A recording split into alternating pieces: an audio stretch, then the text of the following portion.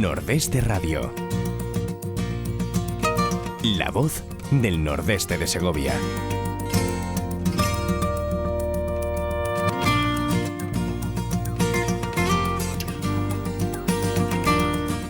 Hola amigos, muy buenos días, bienvenidos a Nordeste Radio. La verdad es que ahora les amenacé hace un ratito que volveríamos a las 12:30 y aquí estamos. La verdad es que la entrevista que tenemos ahora es una entrevista fabulosa. Tenemos a Antonio Garrido. Antonio Garrido, bueno, primero vamos a saludarle. Don Antonio Garrido, muy buenos días. Hola, buenos días, ¿qué tal? Encantado. Mucho gusto el poder saludarte y poder hablar de ti y de tu obra, una obra fabulosa. Ha sido traducido a más de 18 idiomas, cosa nada fácil. La primera novela la escribes en el 2008, que es La Escriba. Premios has tenido un montón, entre ellos el Premio Internacional de Novela Histórica Ciudad de Zaragoza. Ha sido seleccionado para los Edgar Allan Poe en Estados Unidos. Bueno, la verdad es que el premio también de novela Fernando Lara. O sea que evidentemente, por lo menos tu obra está muy, pero que muy reconocida. Bueno, pues la verdad es que he tenido ahí la fortuna de que ha gozado del favor del público y luego también del reconocimiento de algunos de estos jurados que entregan estos prestigiosos premios.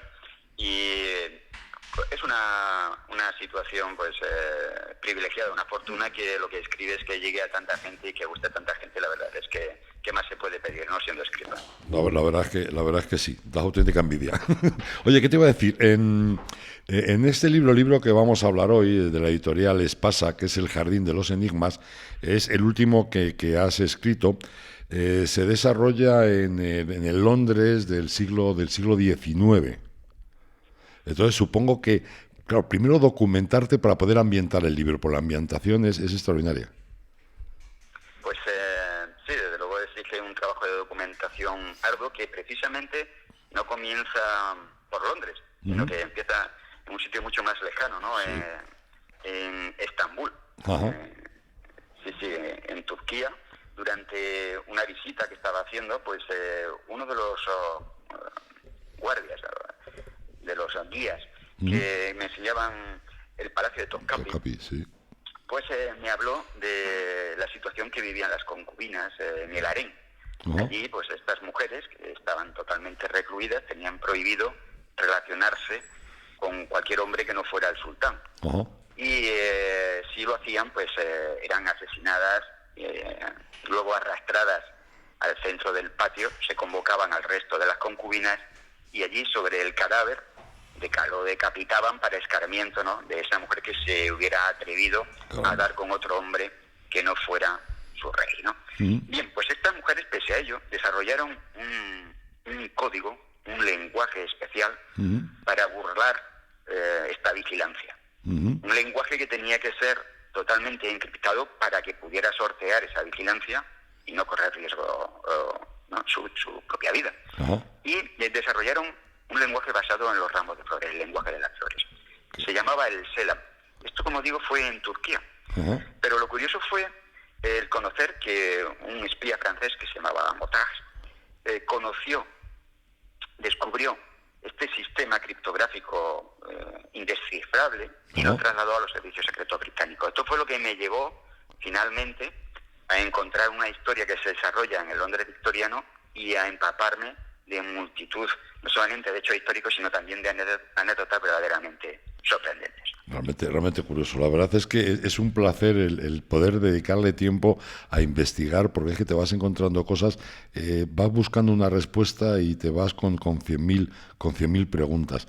Pero claro, moverte en las Indias orientales, estudiar el tema del lenguaje de las flores, y luego además el protagonista ya en Londres es un cazarrecompensas.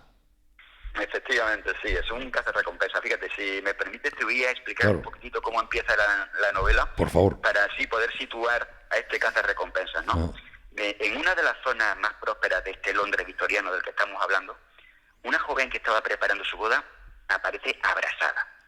Todo parece indicar que mientras se probaba su vestido de novia, cometió la torpeza o la imprudencia de acercarse a un candil que estaba encendido. Pero Rick Hunter, este cazarrecompensas del que estamos hablando, sospecha de alguien, ¿no? De un monstruo que disfrutó contemplando cómo esa mujer, esa joven novia, se quemaba viva. Madre mía. Este cazarrecompensas está inspirado realmente en aquellos que existieron. Ajá. Y para eso nos tenemos que remontar a un personaje que se llama Henry Fielding, que era novelista. Este novelista, en sus historias, imaginaba que quien mejor podía dar caza a un criminal era otro criminal, ¿no? Entonces escribió varias novelas con esta idea. Pero luego, cuando fue elegido juez, porque pues, era una persona importante, puso en práctica este sistema y contrató a una serie de criminales que se llamaban los Bow Street Runners, ¿no? Los corredores de la calle, que era donde estaba el juzgado, y que estos criminales se dedicaron de verdad a cazar a los numerosos delincuentes que pululaban por la ciudad de Londres. Fíjate hasta qué punto estaba poblado de delincuentes, que la mayoría de los hombres que salían a partir de las 7 de la tarde, que tenían que andar por estos barrios complicados cerca de los muelles del Támesis, se ataviaban con una especie de collar de hierro, como si fuera de un perro de presa, para evitar de esa manera el sistema habitual con el que los criminales les atacaban, que era una lazada de hierro, se la echaban por el cuello, los ahorcaban y después les robaban. Y entonces se colocaban este collar de hierro y con eso impedían el propósito de los criminales. Madre mía. Qué curioso. No me digan que no está despertando la curiosidad lo que nos está contando Antonio Garrido. La verdad es lo que te decía, que fíjate, investigar, conocer esos trucos, conocer esos sistemas, de alguna forma es hundirte en el Londres del siglo XIX, de mediados del XIX. Además, un siglo bueno, pues muy convulso, muy de que la gente tenía que buscar la vida, cosa que a nosotros ahora nos sorprende tremendamente. Y otra cosa importante, la vida valía mucho menos de lo que vale ahora. Bueno, es que coincide que justo en este Londres victoriano hay un repentino enriquecimiento. Este repentino enriquecimiento viene por la revolución industrial. El advenimiento de la máquina de vapor y la multitud de fábricas que se crean dentro del propio Londres y que atraen, concitan el interés de miles de emigrantes de toda Gran Bretaña que acuden a Londres como si aquello fuera el maná, ¿no? Pero claro, muchos de estos hombres trabajan con sueldos míseros, niños trabajan con sueldos míseros, y en realidad pues se ven luego obligados a delinquir. La ciudad está cuajada de prostitutas y, como te digo, pasear por determinados barrios es una auténtica aventura. Hay un nuevo museo que está en los Docklands, en la zona de los muelles, que poca gente conoce en Londres, ¿no? Todos conocemos el Victorian Albert, que está muy bien y que representa, bueno, pues lo mejor de esta época colonial, pero el Museo de los Docklands tiene en su interior, tú entras en el edificio, que es un edificio moderno, y en su interior pasas por una puerta y de repente estás dentro de un barrio portuario victoriano del siglo XIX. O sea, las casuchas se apiñan unas contra otras, pasear por unas callejuelas llenas de barro, apesta a pescado podrido, se escuchan las risas de las prostitutas y realmente crees que en cualquier momento puedes perder la vida. Es una experiencia impresionante que yo recomiendo a cualquiera que tenga la oportunidad de visitar Londres, no deje de pasar por ahí. ¿Cuál es el nombre del museo? El Museo de los Docklands. De los Docklands, pues interesante, porque además no he oído hablar yo de él. Interesante, muy interesante. Muy interesante. Oye, tenemos también una floristería, la Floristería Oriente, que también juega un papel muy importante en tu novela y por supuesto una protagonista femenina, claro. ¿Qué papel juega? Sin duda. Aquí vamos a hablar, porque el lenguaje de las flores hemos comentado que este lenguaje criptográfico, el secreto, ¿no?, que permitía transmitir mensajes ocultos, fue utilizado en Londres entre las parejas de novios de la alta sociedad para mensajearse pues de temas bastante escabrosos, ¿no? Pero, como te decía, en el Foreign Office lo van a emplear para sus relaciones, para temas secretos de relaciones con las Indias Orientales. Y aquí forma parte importante de esta historia las floristerías que preparaban estos ramos de flores, ¿no? Pasión de Oriente es en la que se va a desarrollar parte de la trama, y es curioso mencionar que en ocasiones para las hojas no disponían a lo mejor del tipo de flor o el tipo de hoja que necesitaban para trasladar un mensaje determinado, ¿no? A lo mejor esa especie, pues en ese momento, por tema de la temporada, no estaba disponible, y las construían en papel. Y para teñirlas de verde, para darle el color verde, utilizaban una solución de arsénico, que obviamente ocasionó numerosos accidentes mortales y otros no tan accidentes, ¿no? Bien, fíjate, Daphne Loveray en realidad es un personaje que yo utilizo, pero que me inspiro en un personaje real, en Ada Lovelace. ¿Y Ada Lovelace quién fue? Bueno, pues una mujer extraordinaria. Fue la hija de una matemática, y de esa mujer, de su madre, heredó el amor por la ciencia y por la matemática. Y de su padre, que fue el poeta Lord Byron, de conocido libertino, heredó también su atracción por los hombres. Y esta joven, cuando cumple 18 años y es presentada en sociedad, en vez de fijarse en los jóvenes que podían llamarle la atención, en quien se fija es un hombre de 40 años que se llama Charles Babbage, que es el mejor matemático, el más reputado de toda Inglaterra. Es con él con quien habla y es por el que se interesa. Y a partir de ese momento se convierte en una científica fuera de serie.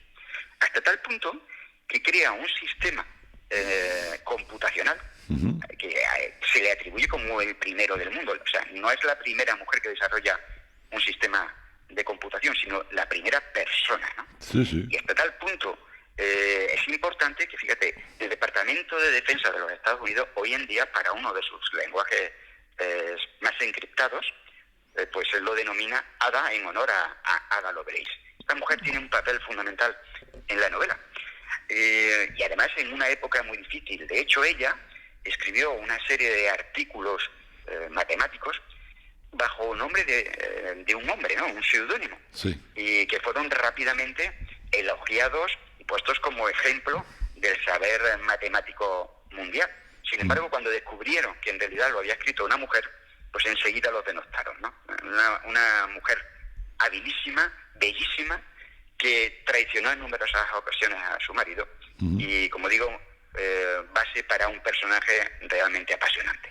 Apasionante. La verdad es que es impresionante cómo mezclas la vida en las casuchas, la vida en las callejuelas, esas vidas miserables con otras vidas absolutamente elevadísimas, con un nivel de calidad de vida impresionante, fiestas, palacios. ¿Cómo mezclas todo eso? Bueno, pues porque en ese momento en Londres se junta lo peor y lo mejor del ser humano. Las más altas riquezas viven allí, pero también, como te decía, toda la chusma derivada de esa superpoblación que es ocasionada por las nuevas fábricas. Los hombres se reunían en magníficos clubs en los que, aparte de la moral victoriana de la que todos hemos oído hablar, pues existían en esos clubs no solamente sitios para fumar, obviamente prohibidos para las mujeres, el opio, sino también tenían a su disposición una especie de catálogos de más de 400 páginas, y en cada catálogo pues se describían numerosas mujeres, había dibujos de ellas y todas sus habilidades sexuales, y entonces lo único que tenían que hacer era, como si fuera unas páginas amarillas o un book, elegir según el dibujo y según esas habilidades la mujer que querían, y podían acceder a ella por una módica cantidad, ¿no? La prostitución estaba muy, muy extendida, pero no solamente esa prostitución triste y sórdida que vemos en algunas películas, sino también las de alta clase. Las de alta cama, ¿no? Sí. Las de alta cama. Y cómo no mencionar en este momento que comentas la riqueza y a la vez la pobreza, ese evento, ¿no?, que es la Gran Exposición Universal en el Crystal Palace, el palacio de cristal que se construye en Hyde Park en 1851 para albergar la riqueza que tenían todos los países que participaron en esa exposición, ¿no? Más de 100 países querían demostrar hasta dónde llegaba su poder y enviaron toda su riqueza. Este enorme palacio se construyó muy rápidamente, como digo, era todo de cristal del tamaño de unos 20 campos de fútbol, y era tan grande que en su interior tenía gigantescos robles que edificar toda esa construcción, quedaron dentro, ¿no? Fue el primer sitio en el que se construyeron por primera vez, ¿no?, baños portátiles para poder satisfacer las necesidades más primarias de la gente. También todo tipo de caterings. Más de 5 millones de personas acudieron a visitarlo, toda esa riqueza, y entre ellos numerosos criminales. Máxime, teniendo en cuenta que la reina Victoria ya había sufrido 4 atentados con anterioridad, y los servicios secretos temían que en la inauguración del Crystal Palace tuviera el quinto y definitivo atentado lugar. O sea que el Crystal Palace, la reina Victoria y los atentados también desempeñan un papel importante en la novela. Una pregunta que te iba a hacer: ¿cómo era la vida de un cazarrecompensa? Porque cuando habla de cazarrecompensas, parece que en aquella época no entiendes bien cómo era, cómo se relacionaba y qué hacían, cómo cogían a los malhechores, cuál era la forma de vida de un cazarrecompensas en el Londres de 1850. Bueno, pues hay 2 tipos de cazarrecompensas.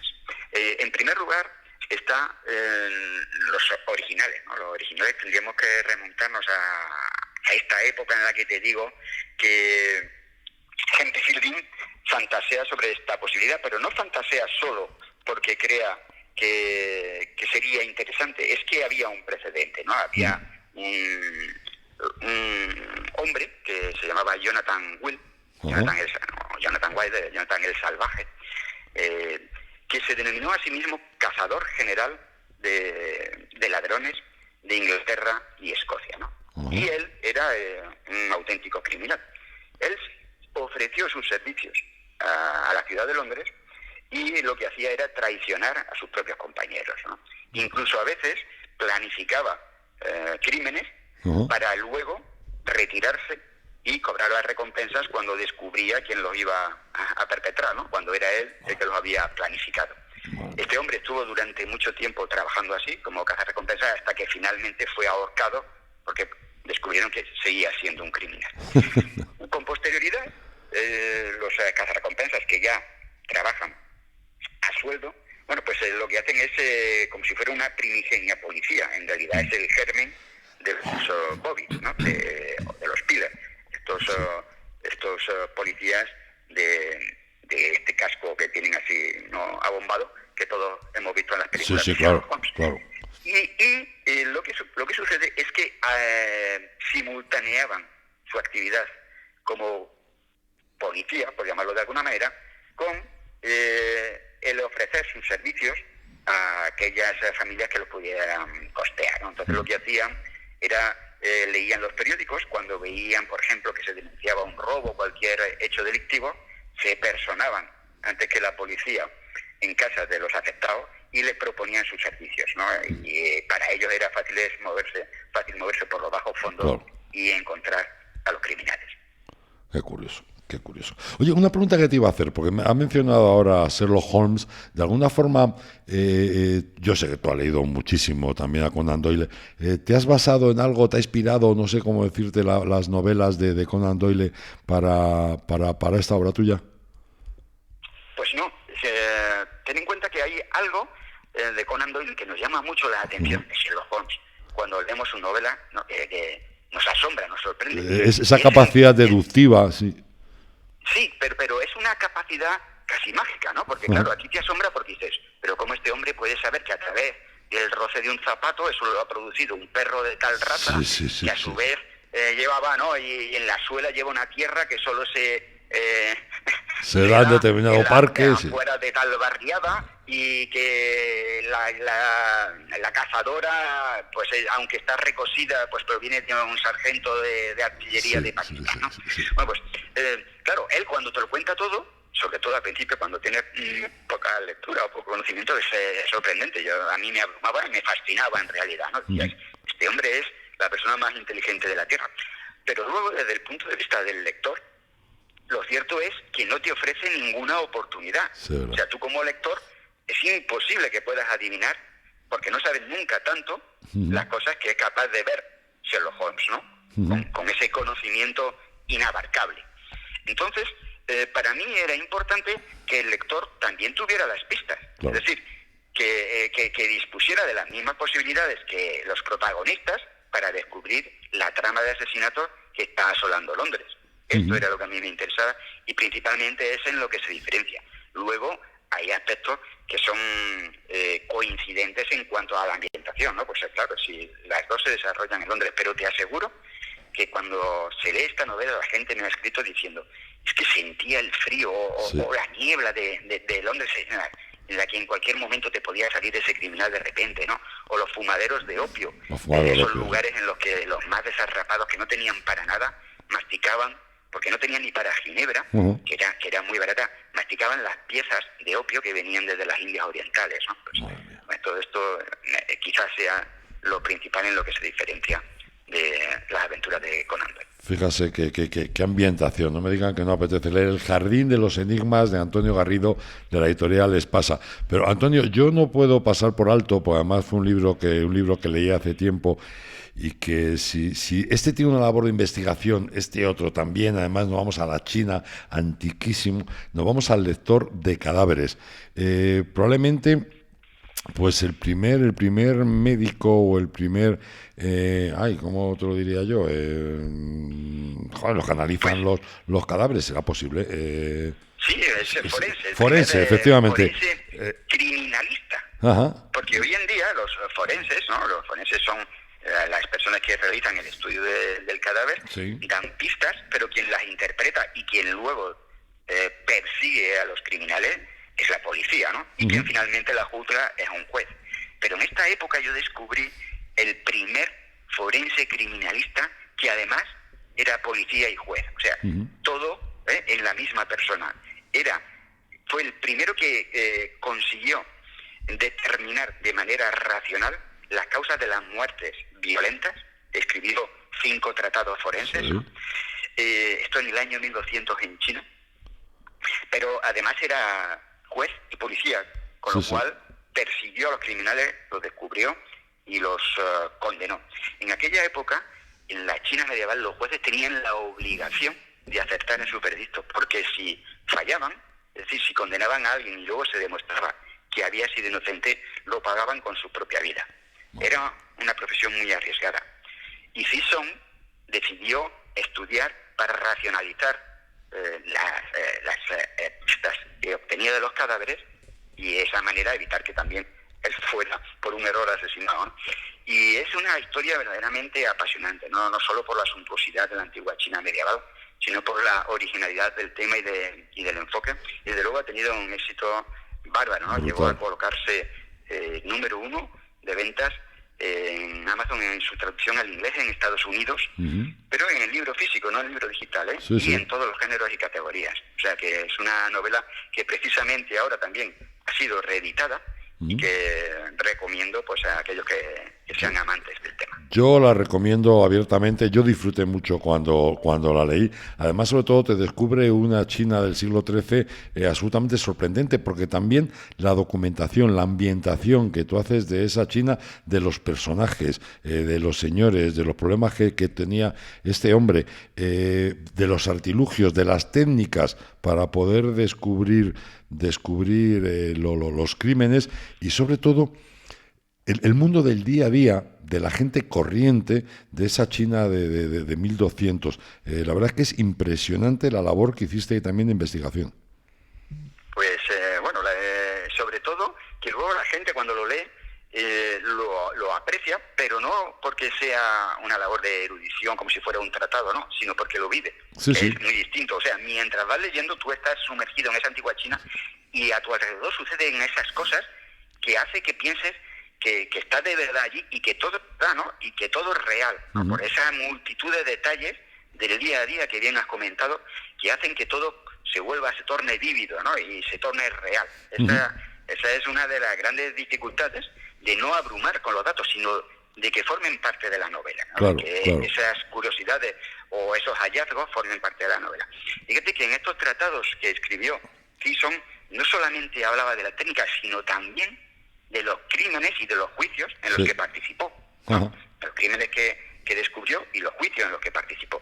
De manera que he tenido mucha información, no solo de esas técnicas, sino del procedimiento, cómo era, este sistema de investigación y de los terribles castigos, ¿no? Eso hablábamos antes, y efectivamente es cierto que me impresionó los castigos que se aplicaban, los castigos corporales, y claro, y la argumentación que tú haces en el libro diciendo, caramba, es que no había otra forma de castigar a la gente, claro. Claro, tenían que escarmentar de alguna manera para que no se volvieran a repetir esos crímenes, y si en realidad no los podían encerrar porque no tenían medios, salía más caro encerrar a una persona, el castigo que luego esa persona tuviera un escarmiento. Uh-huh.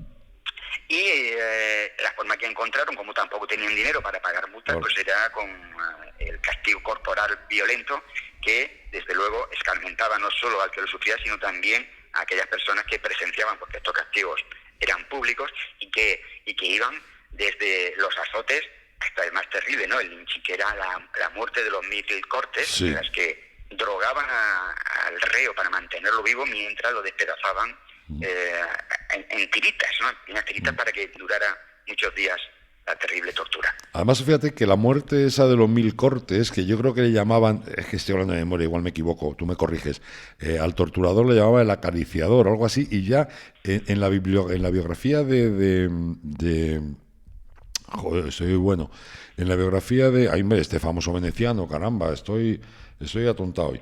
Bueno, ya, en la biografía de Cison, ¿te refieres? Sí, pero lo comentan esta tortura llegó aquí a Europa y se comentó aquí Europa por mediación de este famoso viajero veneciano. Parezco tonto yo y estoy Marco Polo. En Marco Polo él ya lo cuenta, él cuenta la tortura esta de los 1000 cortes que él la vio allí, y él ya lo comenta aquí. Es algo estremecedor. Sí.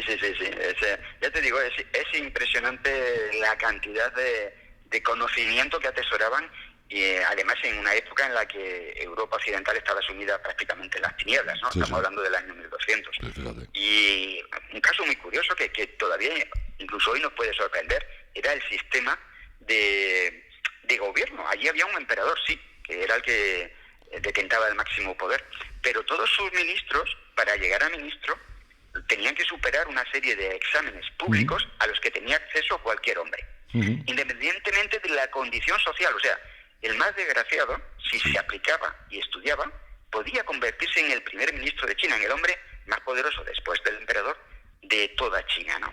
Esto es digno de estudio y yo diría que de admiración. Pues todo eso puede usted encontrarlo en El lector de cadáveres, que merecen mucho la pena.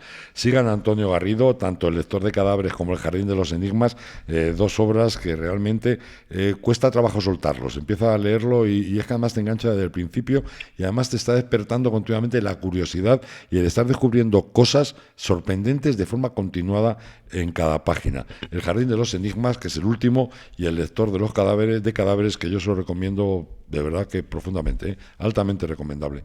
Antonio Garrido, ha sido un placer. Bueno, pues el placer ha sido desde luego mío compartir este momento con vosotros, y nada, daros las gracias por esta oportunidad para charlar contigo y con todos los oyentes. Si me permite, te llamaré más adelante y seguiremos hablando, porque tus obras merecen muchísimo la pena, de verdad. Pues, a vuestra disposición cuando queráis. Muchísimas gracias, Antonio Garrido. Un abrazo fuerte. Un abrazo. Hasta luego.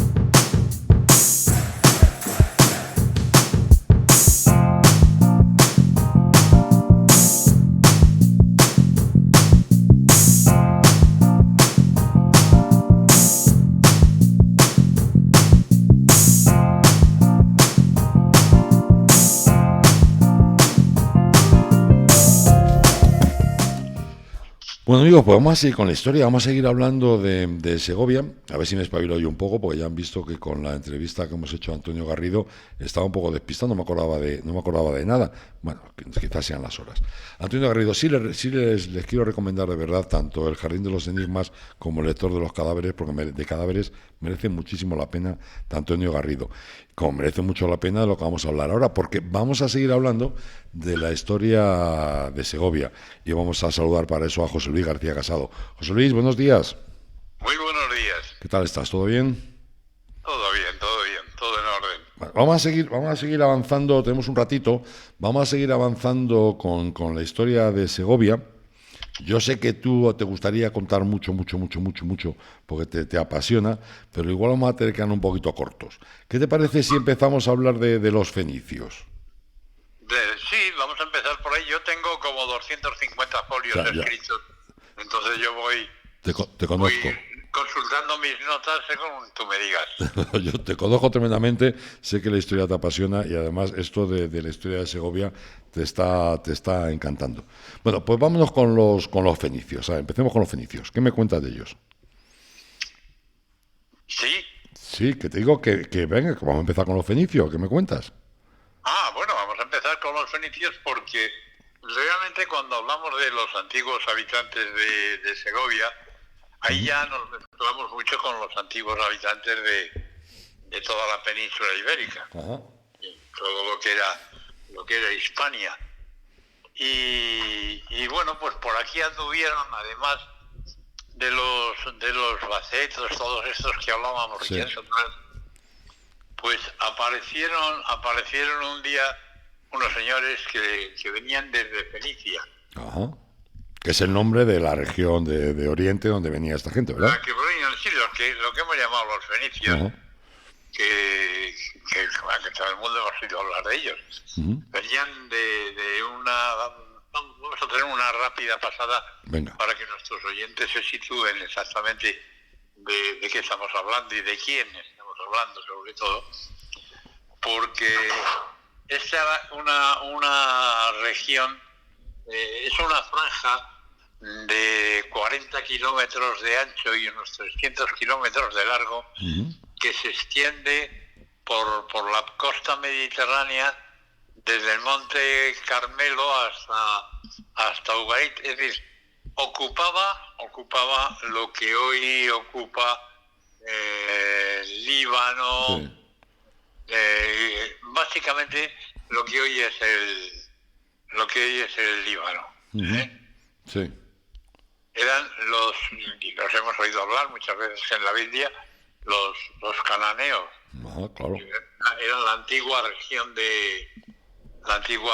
de Canaán. Uh-huh. Entonces, esta gente, como ya os digo, tenía un territorio muy complicado, muy estrecho y largo, pues a la orilla del Mediterráneo. Sus habitantes no tuvieron más remedio que echarse al mar. Uh-huh. Echarse al mar porque en la tierra, en esa zona, como todo el mundo conoce de lo que hoy llamamos Oriente Medio, pues la tierra es muy poco fértil, sí, muy montañosa, no es muy aprovechable, y entonces la gente no tenía más remedio que echarse al mar y vivir de lo que el mar le daba, o de sus viajes y de sus movimientos costeros.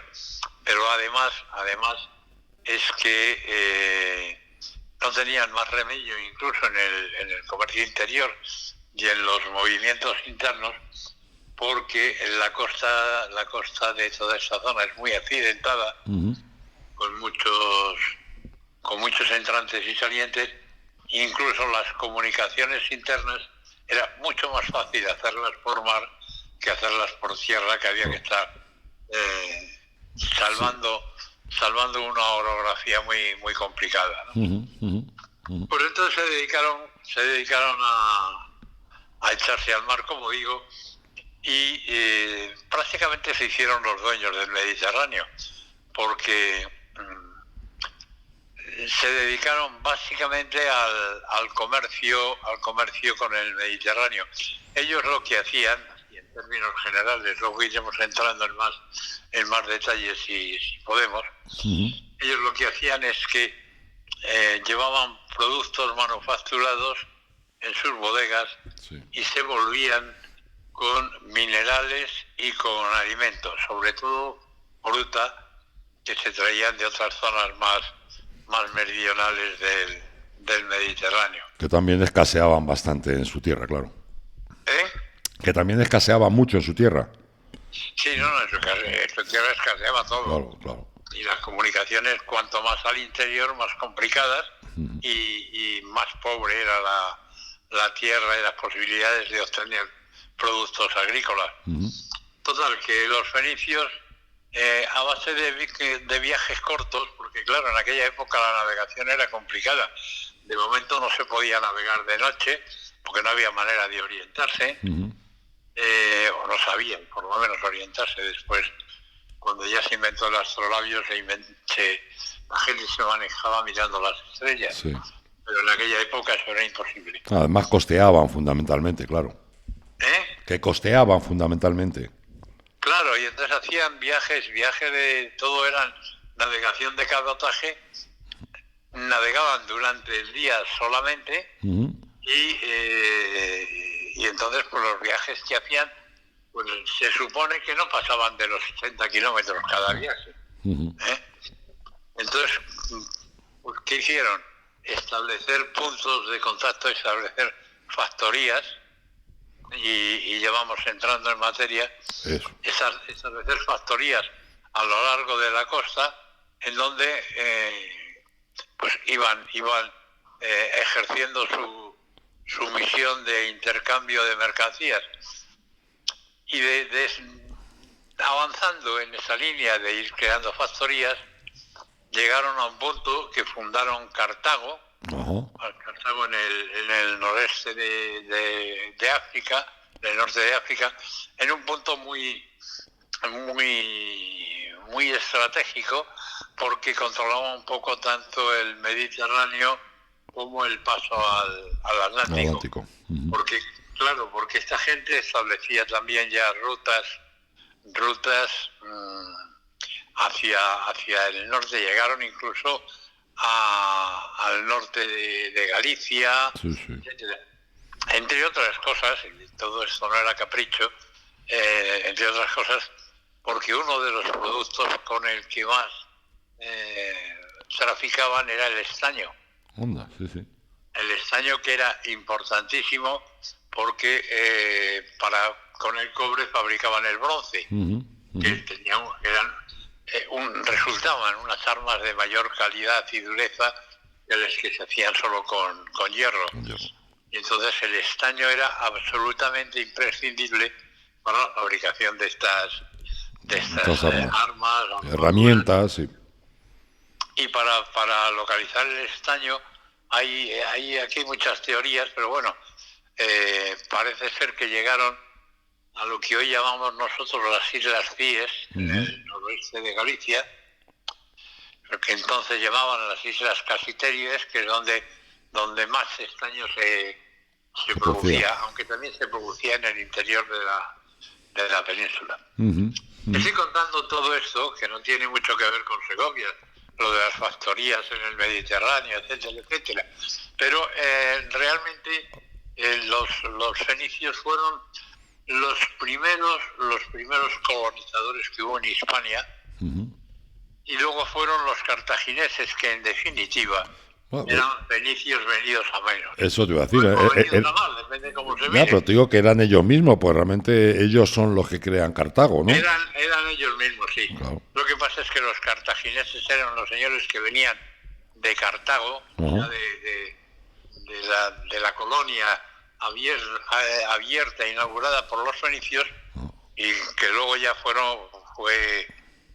esos mismos fenicios, cuando se rebelaron contra Tiro, ya hubo problemas de dependencia de la metrópoli, pues ya fue Cartago el centro de su unidad política y comercial. Y las guerras púnicas. Los que venían de Cartago los hemos dado en llamar cartagineses. Pero en definitiva, como digo, son fenicios venidos a más, ¿no?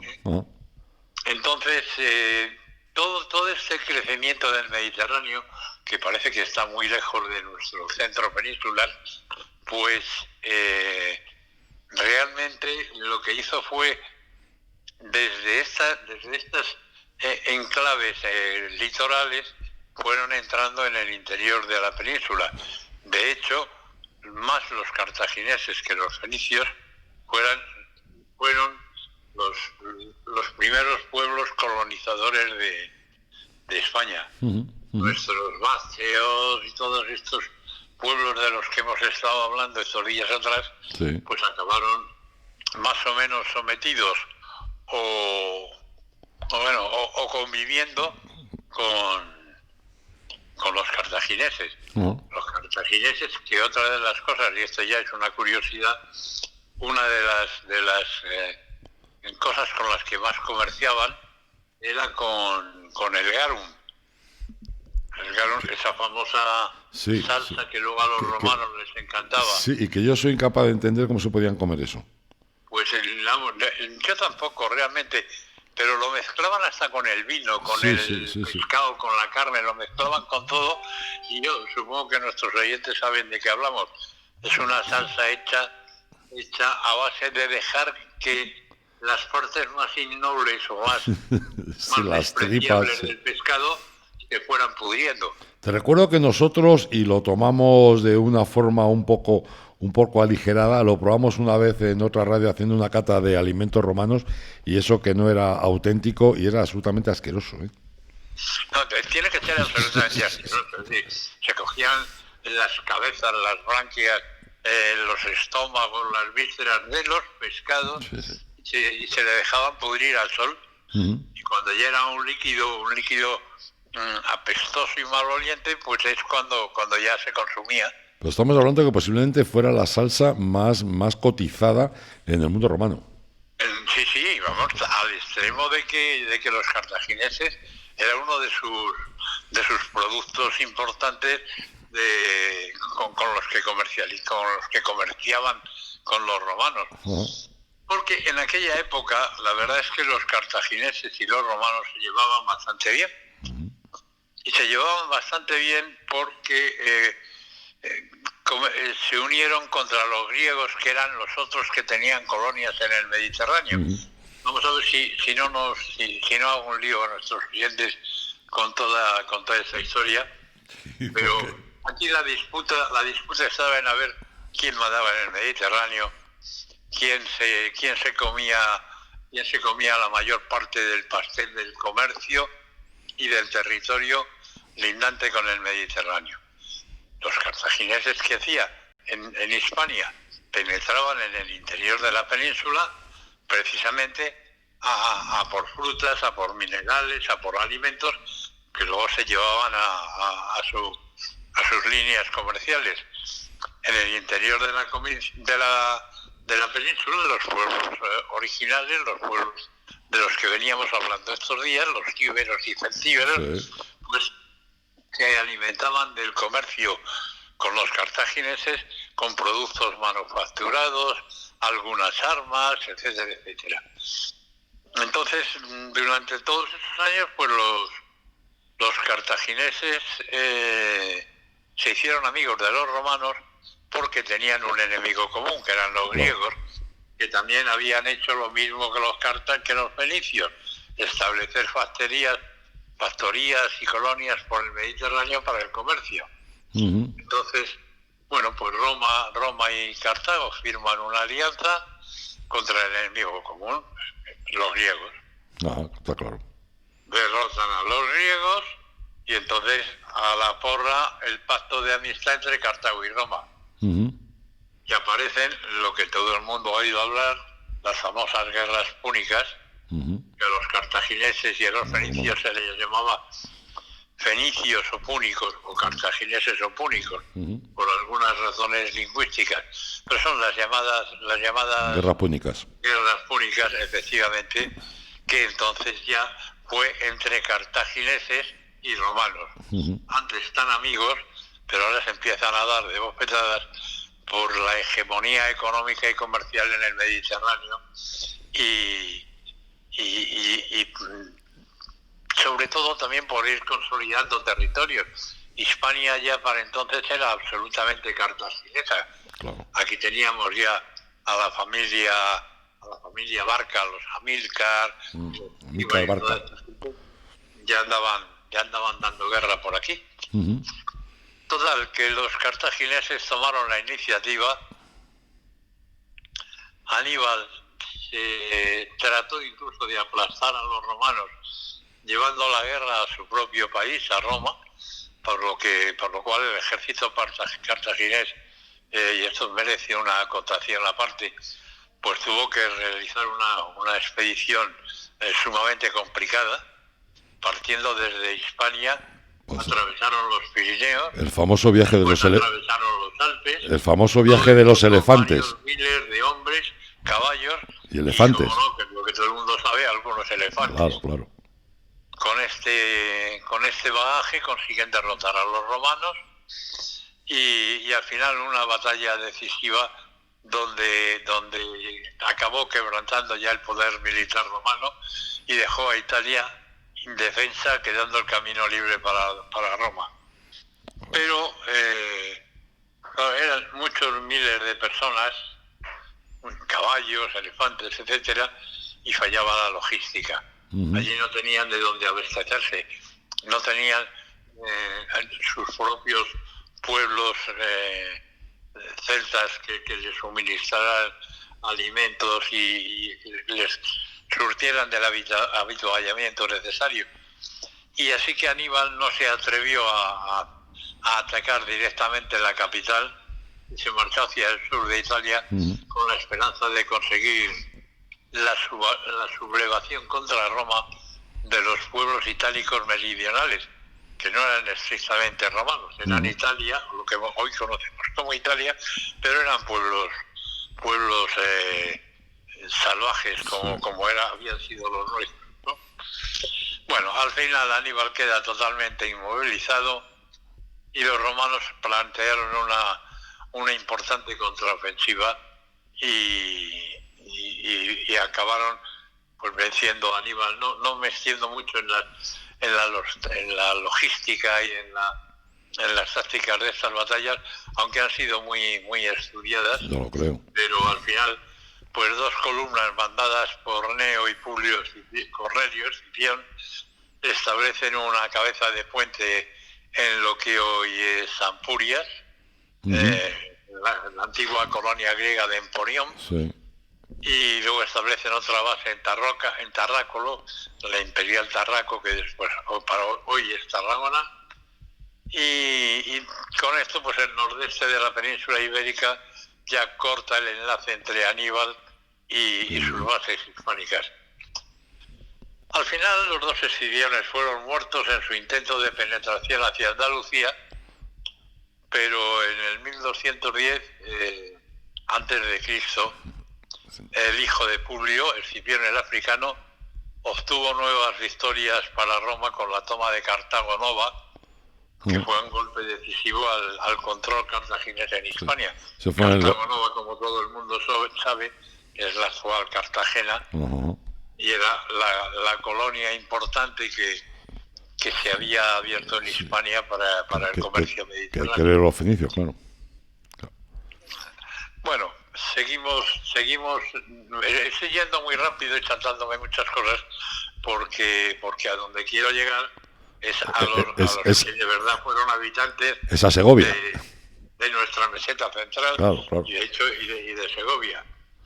Bueno, pues al final acaban los romanos venciendo todo el poderío y toda la fuerza militar de Roma, se acaba imponiendo y establecen una rendición con Cartago, con unos pactos, con unas condiciones durísimas, porque los cartagineses tuvieron que entregar la marina de guerra, tuvieron que entregar los elefantes utilizados por el ejército, tuvieron que entregar los mercenarios que habían conseguido reclutar en Italia, redujeron el territorio cartaginés y reconocieron la independencia del reino de Numidia, esa es otra historia, con el cual se comprometían a no entrar en guerra. bueno, renuncian a todas a las posesiones hispánicas y a una indemnización de guerra de 10.000 talentos a pagar en 50 años. Esto representa el fin de Cartago, claro, como gran potencia, y confirma la hegemonía de Roma sobre el Mediterráneo. Nos queda un ratito, hemos acabado con los fenicios, y ya entonces llegan los romanos, ¿no?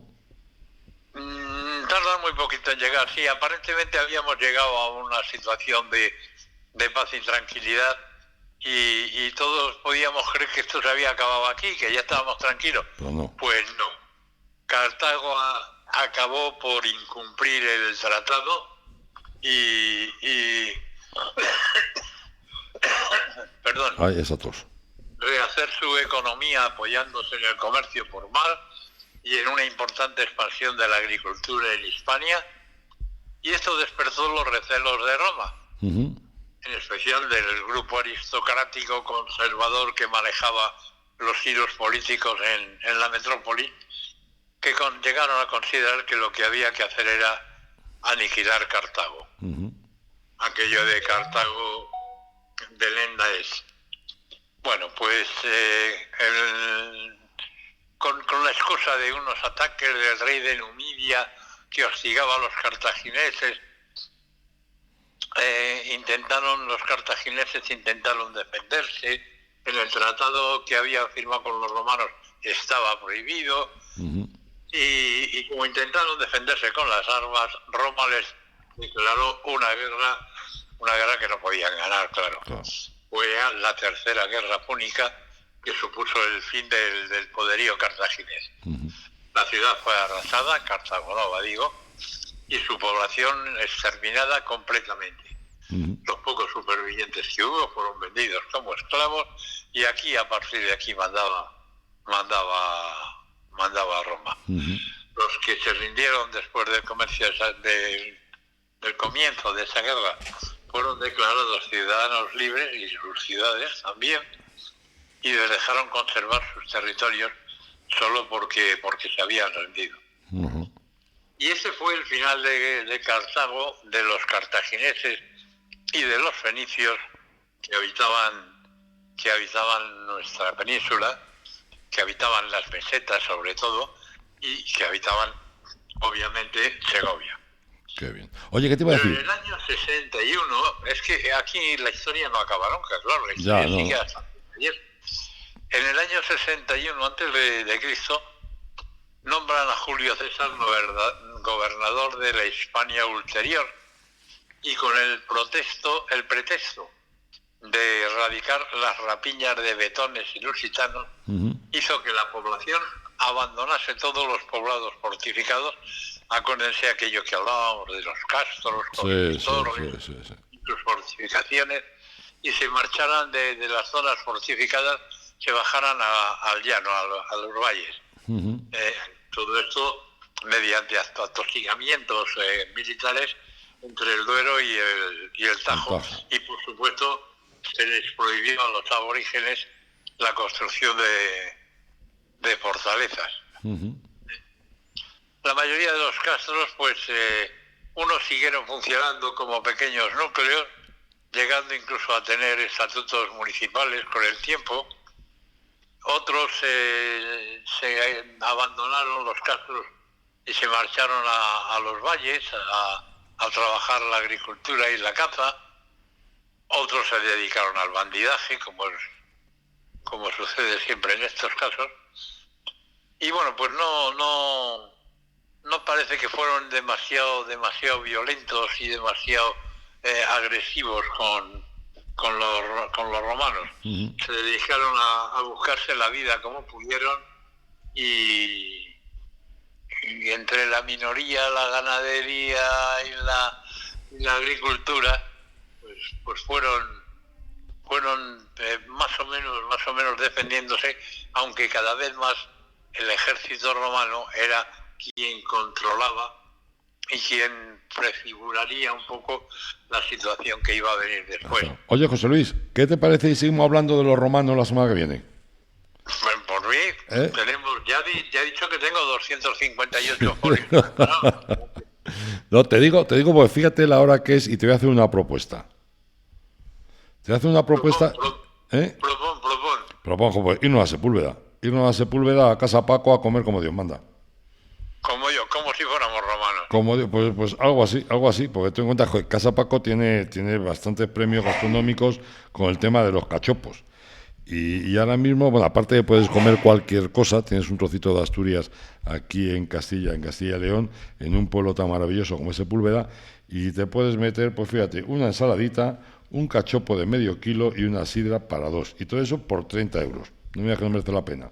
Te sale baratita la invitación. Solo pido que ni se le ocurra tocar la salsa galón. No, esa que no la toquen, No, allí no la utilizan, afortunadamente en Casa Paco no la utilizan.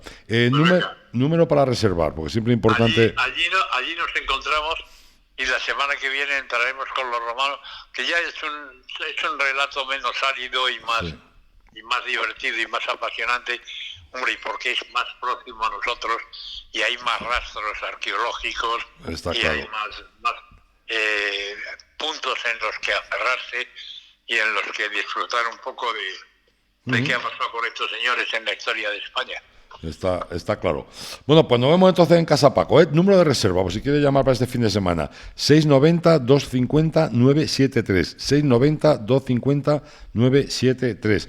Casa Paco, en Sepúlveda. Merece muchísimo la pena. José Luis, amigo mío.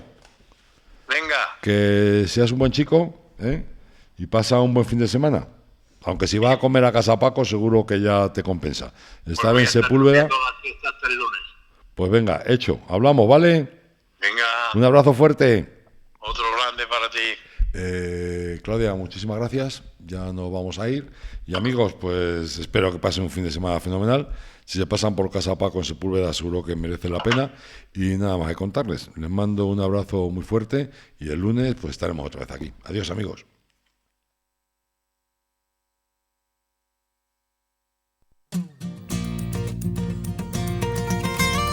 Nordeste Radio.